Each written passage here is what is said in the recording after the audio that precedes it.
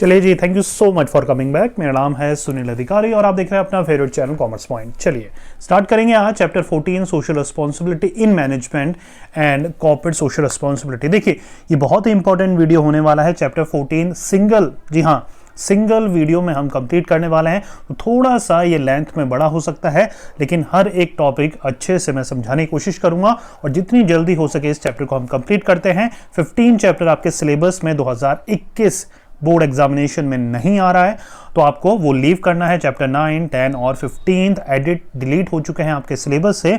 RBSC board 2021 examination की मैं बात कर रहा हूं, राइट। चलिए स्टार्ट करेंगे मीनिंग ऑफ सोशल रिस्पॉन्सिबिलिटी से, राइट। देखिए social responsibility means to implement such policies, to undertake such decision and perform such act which are important for the implementation of social values and belief। देखिए social responsibility क्या concept है। देखिए यहाँ पर business की क्या कर्तव्य होता है, क्या रिस्पॉन्सिबिलिटी होती है टूवर्ड्स द सोसाइटी, उसको हम सोशल रिस्पॉन्सिबिलिटी बोलते हैं। देखिए एक बिजनेस ऑपरेट करता है, कहीं ना कहीं वो वर्क करता है, कहीं ना कहीं वो फैक्ट्री होती है, कहीं ना कहीं एक लोकेशन में एक बिजनेस ऑपरेट करता है, तो उसकी रिस्पॉन्सिबिलिटी होती है कि उस फैक्ट्री के इर्द गिर्द जो भी कॉलोनियाँ हैं, जो भी सोसाइटी है, जहाँ के लोग वहाँ आकर काम कर रहे हैं, राइट। एम्प्लॉयमेंट तो जनरेट करता ही करता है बिजनेस, लेकिन एम्प्लॉयमेंट जनरेट करने के साथ साथ उसकी रिस्पॉन्सिबिलिटी होती है कि उस सोसाइटी को अच्छे गुड्स एंड सर्विसेज प्रोवाइड कराए, रीजनेबल गुड्स प्रोवाइड कराए, कन्वीनियंटली गुड्स प्रोवाइड कराए, इको फ्रेंडली गुड्स प्रोवाइड कराए।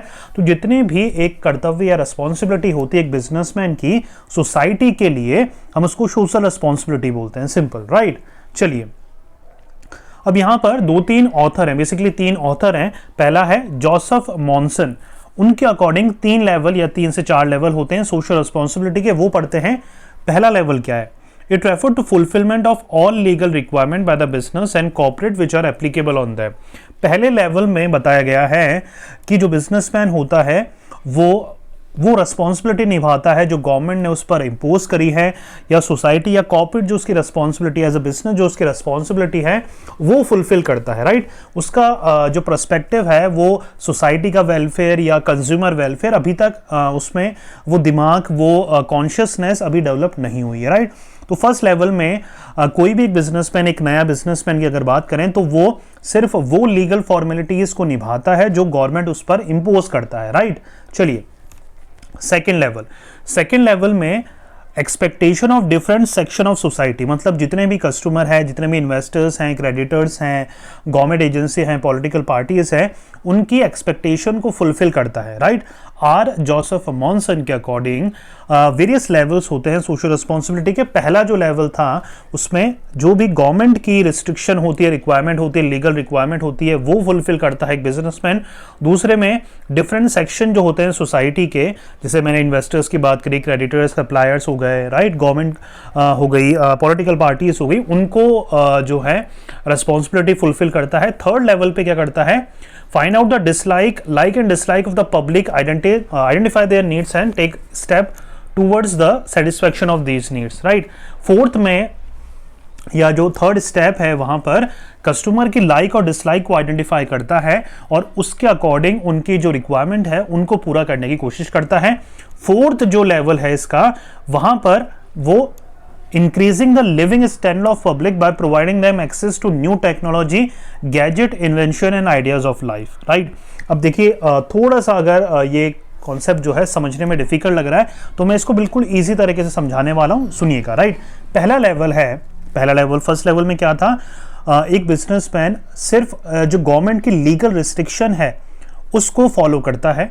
सेकेंड लेवल पे क्या है? डिफरेंट सेक्शन ऑफ सोसाइटी जो है, राइट, जो कि उसके बिजनेस से डायरेक्टली या इनडायरेक्टली जुड़े हुए हैं, अगर उनको अच्छी सर्विसेज नहीं देगा तो उसके बिजनेस में भी अफेक्ट पड़ेगा, तो उन लोगों को सेटिस्फाई करता है।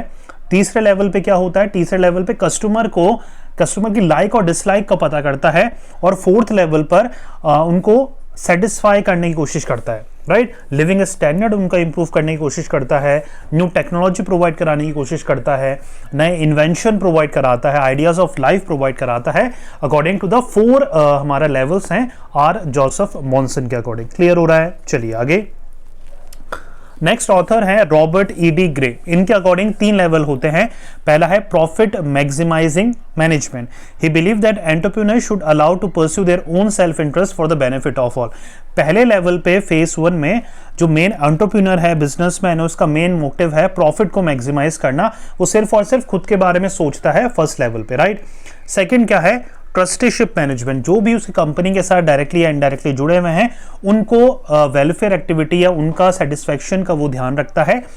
तीसरे लेवल पे क्वालिटी ऑफ लाइफ मैनेजमेंट। अब यहां पर क्या है, तीसरे लेवल पे what is good for the society is good for the company, एक स्लोगन है, राइट। हर लेवल पे एक स्लोगन है। थर्ड जो लेवल है उस पर उसको रियलाइजेशन हो जाता है कि अनलेस एंड अनटिल मैं सोसाइटी का वेल नहीं करूंगा, वेलफेयर नहीं करूंगा, तो मेरी कंपनी भी ग्रो नहीं कर पाएगी। तो थर्ड लेवल पर वो जो है कस्टमर के बारे में सोचने लग जाता है, सोसाइटी के बारे में सोचने लग जाता है, राइट। तो 3 लेवल क्या थे रॉबर्ट ईडी ग्रे के। पहला लेवल था जहां पर वो सिर्फ प्रॉफिट के बारे में सोचता है। तीसरे लेवल पर जितने भी स्टेक होल्डर हैं, जितने भी कंपनी से डायरेक्टली इनडायरेक्टली लोग जुड़े हुए हैं, उनके बारे में सोचता है। और तीसरे लेवल पर वो सोसाइटी के बारे में भी धीरे धीरे सोचने लग जाता है, राइट।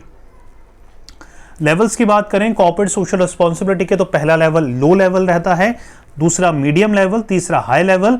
बेसिक से 3 ही लेवल हैं और ये लेवल वही हैं जो अभी तक हमने समझे हैं। पहले लेवल पे जो बिजनेसमैन होता है वो सिर्फ ड्यूटी को फुलफिल करता है, जो भी लीगल रिस्ट्रिक्शन है, रूल्स एंड रेगुलेशन है, उनको फॉलो करता है। मीडियम लेवल पर वो क्या करता है, corporate in this level identify the needs and desire of the society and strive towards attaining them. Like dislike का पता करता है कस्टमर्स की। और हाई लेवल जो हमारी नीड होती है उसमें वो पहले से ही लोगों को लाइक एंड डिसलाइक तो पता कर लिया, वो मेजर्स उठाता है ताकि लोगों की जो स्टैंडर्ड ऑफ लिविंग है, लोगों का जो वेलफेयर है, उसके खिलाफ या उसके फेवर में अगेंस्ट हम स्टेप उठा सकें, राइट। तो ये वेरियस मेजर्स हैं जिसके थ्रू एक जो हमारा एक बिजनेसमैन होता है वो वेरियस स्टेप उठाता है, राइट। तो 3 लेवल एक बार वापस से मैं आपको क्लियर कर देता हूं जल्दी। पहले लेवल में जितने भी रूल्स एंड रेगुलेशंस थे उनको फुलफिल करता है बिजनेसमैन। दूसरे लेवल पर कस्टमर के लाइक और डिसलाइक का पता करता है। और तीसरे लेवल पर प्रोएक्टिवली मतलब पहले से ही उनके वेलफेयर के लिए कदम उठाना स्टार्ट कर देता है, राइट। नेक्स्ट है social responsibility towards different interest group. अब यहाँ पर क्या है, देखिए वेरियस इंटरेस्ट ग्रुप हैं जिनका वेलफेयर देखता है कस्टमर। यहाँ पर देखिए बेसिकली बहुत सारे 10 से 12 हैं आपके सिलेबस में। मैंने 6 से 7 नोट डाउन कर रखे हैं यहाँ पर और वही आपको करने हैं, वो ज़्यादा इंपॉर्टेंट है, right. Responsibility toward one self मतलब होता है खुद के लिए एज अ ओनर एक बिजनेसमैन की क्या रिस्पॉन्सिबिलिटी है। पहला है social concern and issues while taking up decision, मतलब लोगों के बारे में भी सोचे डिसीजन लेने से पहले।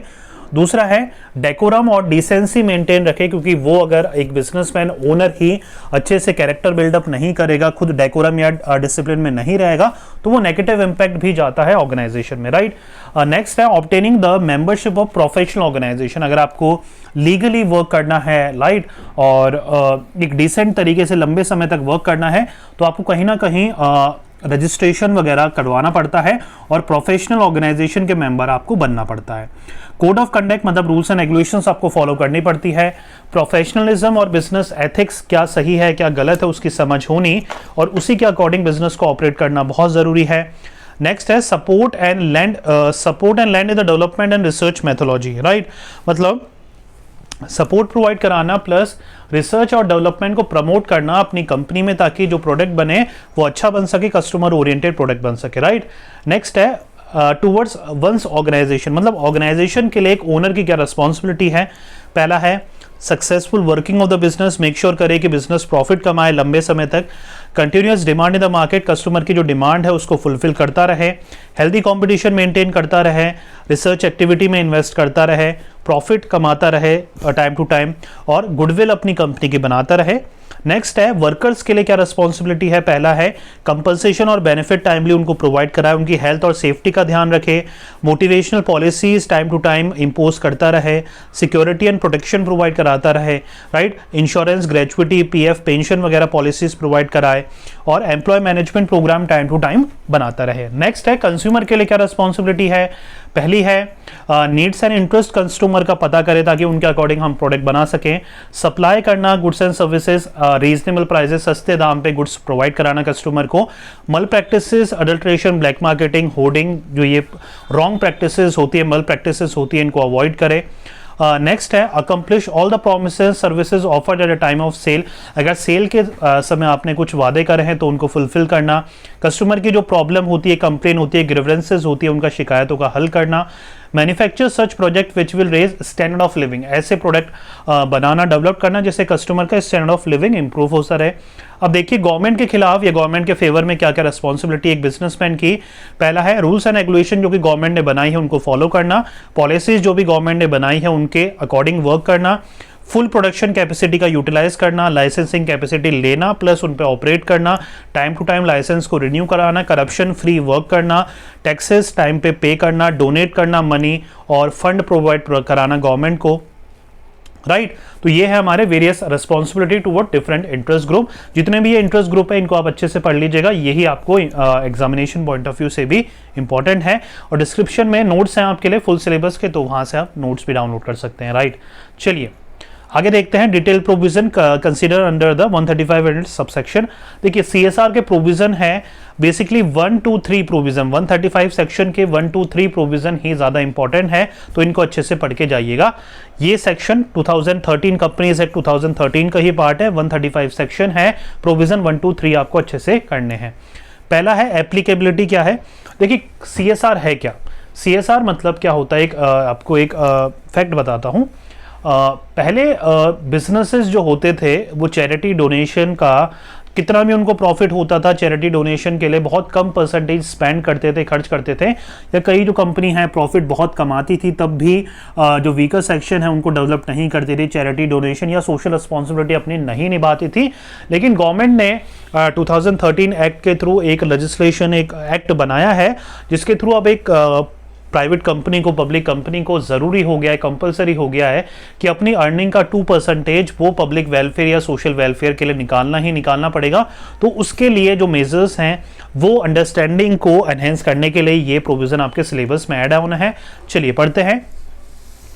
पहला है एप्लीकेबिलिटी, कौन सी कंपनीज को 2% या सीएसआर रिस्पॉन्सिबिलिटी निभानी है। देखिए यहाँ पर वेरियस पैरामीटर्स हैं, क्या क्या वो पैरामीटर्स हैं देखिए।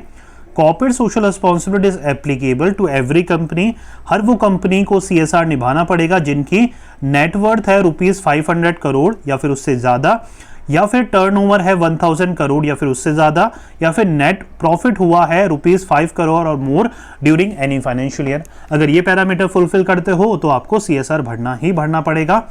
The board report shall disclose the composition of the corporate social responsibility committee।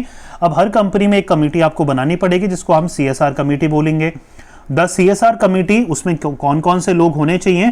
Formulate and recommend to the board a corporate social responsibility policy which shall indicate the activities to be undertaken by the company as specified under the schedule 7। Right यहाँ पर क्या है, जो आप department या एक CSR department बनाएंगे organisation में, उसका रिस्पॉन्सिबिलिटी रहेगी कि बोर्ड ऑफ डायरेक्टर्स को time to time report submit कराए।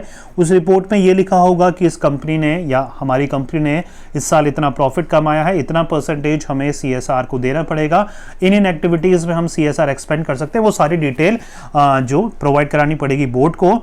Recommend the amount of expenditure, वही मैंने आपको बता दिया है। आपको बताना पड़ेगा या कमेटी को बताना पड़ेगा बोर्ड ऑफ डायरेक्टर्स को कि कितना पैसा हम किस एक्टिविटी में खर्च करने वाले हैं। Monitor the corporate social responsibility, और उस कमेटी का ही काम है कि हर साल मॉनिटर करते रहे कि कितना परसेंटेज किस एक्टिविटी में हमें सीएसआर के थ्रू एक्सपेंड करना है। नेक्स्ट है the board of every company shall disclose the content of such policy in its report and also place on it's company website. Board को या जो कमेटी है उसको रिकमेंड तो करना ही है बोर्ड ऑफ डायरेक्टर्स को, प्लस एक जो इंपॉर्टेंट पेपर्स हैं, प्लस जो वेबसाइट, ऑफिशियल वेबसाइट, उसमें भी ये सारी चीज़ें मेंशन करना ज़रूरी है। राइट नेक्स्ट है amount recover to be spend 2%, जो मैंने आपको बताया 2% of the average net profit of the company में during the 3 immediately preceding financial year. 2% अपने नेट प्रॉफिट का 3 प्रीसीडिंग फाइनेंशियल ईयर का इन टोटल आपको एज अ सीएसआर पे करना पड़ता है। प्रेफरेंस टू लोकल एरियाज, देखिए सीएसआर में ये भी एक प्रोविजन है कि आपको जो अपने कंपनी का लोकल एरियाज है, जहाँ पर भी आपकी कंपनी है, मान के चलिए दिल्ली में आपकी कंपनी है, तो दिल्ली का जो भी लोकल एरिया है उसको आपको पहले डेवलप करना है। Mention the unspent amount. अगर कंपनी किसी भी वजह से CSR किसी साल पे नहीं कर पा रही है तो उनको मेंशन करना पड़ेगा कि हम इस वजह से इस साल का CSR अमाउंट इस एक्टिविटी में स्पेंड नहीं कर पा रहे हैं। यही चीज़ गवर्नमेंट को भी इन्फॉर्म करनी पड़ेगी, प्लस अपनी ऑफिशियल वेबसाइट में भी मेंशन करना पड़ेगा, राइट। चलिए नेक्स्ट टॉपिक या लास्ट टॉपिक है हमारे इस चैप्टर का केस स्टडी ऑन CSR की केस स्टडी है जहां पर क्रेन कॉर्पोरेशन और राजस्थान स्टेट गवर्नमेंट ने मिलकर सोशल रिस्पॉन्सिबिलिटी को परफॉर्म करा था। क्रेन कॉर्पोरेशन ये बाड़मेर में एक रीजन है उसको डेवलप करा था। क्रेन कॉर्पोरेशन एक प्राइवेट एंटिटी है, उन्होंने राजस्थान गवर्नमेंट के साथ मिलकर बाड़मेर जो हमारा रीजन है उसको डेवलप करा था। कैसे डेवलप करा था उसके ऊपर ये पूरा प्रोजेक्ट है, केस स्टडी है। देखिए इसमें इंपॉर्टेंट पॉइंट है, एक बार आप बुक में से पढ़ लेंगे तो आप अच्छे से लर्न हो जाएगा, लेकिन छोड़ के मत जाइएगा, मैं आपको समझा देता हूं। देखिए जीवन अमृत प्रोजेक्ट है, जैसे पहला प्रोजेक्ट उन्होंने जो अंडरटेक करा था क्रेन कॉर्पोरेशन ने, वो था पानी ड्रिंकिंग फैसिलिटी इंप्रूव करी थी बाड़मेर रीजन की, या जिस रीजन को भी बाड़मेर में उन्होंने डेवलप करा था वहां पर पानी की बहुत किल्लत थी, बहुत कमी थी, तो वहां पर ड्रिंकिंग फैसिलिटी उन्होंने प्रोवाइड कराई। हाउस होल्ड का जो सैनिटेशन था, गंदगी थी, जो कूड़ा कचरा था, उनके लिए प्रॉपर सैनिटेशन प्रोग्राम इंप्लीमेंट करे। सोलर प्रोजेक्ट, लाइट वगैरह नहीं थी तो सोलर प्रोजेक्ट की तरह वहां पर लाइट वगैरह वहां पर फैसिलिटी प्रोवाइड कराई। एजुकेशन प्रोजेक्ट वहां पर इंप्लीमेंट कराए गए। मोबाइल हेल्थ वैन प्रोजेक्ट, वहां पर मोबाइल हेल्थ वैन क्या होता है, जो हमारी वैन वगैरह होती है, गाड़ी वगैरह होती है, कार वगैरह होती है, उसमें ही डॉक्टर बैठकर ट्रैवल करते हैं, गांव-गांव जाते हैं और लोगों का नॉर्मल चेकअप करते हैं, मेडिकल चेकअप करते हैं। ग्रीन बर्मा या बाड़मेर मिशन जो है हमारा, इसके थ्रू जो ग्रीनरी थी, राइट, पेड़ वगैरह लगाए गए और एनवायरमेंट का ध्यान रखा गया। स्पेशल सर्विसेज गवर्नमेंट हॉस्पिटल में प्रोवाइड कराई गई, बेड वगैरह उनकी कंडीशन वगैरह इंप्रूव करी गई। टॉयलेट्स बनाए गए स्कूल्स में बाड़मेर के। क्रेन सेंटर फॉर एक्सीलेंस बनाया गया जहां पर स्किल डेवलपमेंट ट्रेनिंग प्रोवाइड कराई गई। एम्प्लॉयमेंट एनहेंसिंग वोकेशनल कोर्स ऐसे कराए गए जो कि कर लोगों को जल्दी जॉब मिल सके। इनकम एम्प्लॉयमेंट अपॉर्चुनिटी उनको प्रोवाइड कराई गई। Anganwadi project school, primary school खोले गए और ITI अडॉप्शन प्रोग्राम इंप्लीमेंट कराए गए ताकि ज़्यादा से ज़्यादा लोगों को नौकरियां मिल सके, राइट। तो ये थे 13 important point. I hope so सारा चैप्टर आपको अच्छे समझ में आ गया होगा। देखिए 10 से 15 मिनट में ही हमने पूरा चैप्टर रिवाइज कर लिया है, तो आई होप सो आपको समझने में, अंडरस्टैंडिंग करने में ईजी हुआ होगा। डिस्क्रिप्शन में नोट्स है, आप वहां से डाउनलोड कर सकते हैं और आने वाले टाइम में बहुत कुछ इंटरेस्टिंग इस चैनल पे होने वाला है, इसलिए प्लीज़ बोर्ड एग्जामिनेशन के अगर आप स्टूडेंट हैं तो प्लीज़ इस चैनल को सब्सक्राइब करना मत भूलिएगा। Thank you so much for watching.